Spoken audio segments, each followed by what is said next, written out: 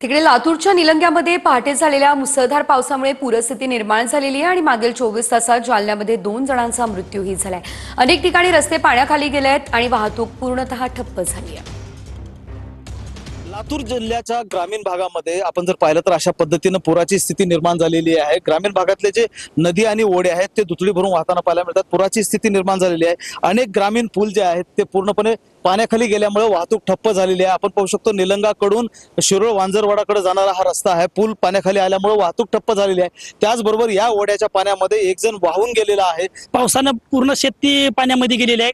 कमरा इतकं पाणी आहे शेतामध्ये आणि इथं एक केदारपूरचा एक युवक आणि काटजवग्याचा एक युवक दोन वाहून गेले। एक जण सापडलाय जिवंत आणि एक जण मृत्यू सापडलेला आहे। आणि शेतकऱ्याचं पूर्ण सरसकट नुकसान झाले। सोयाबीन पूर्ण नासाडी होऊन गेले।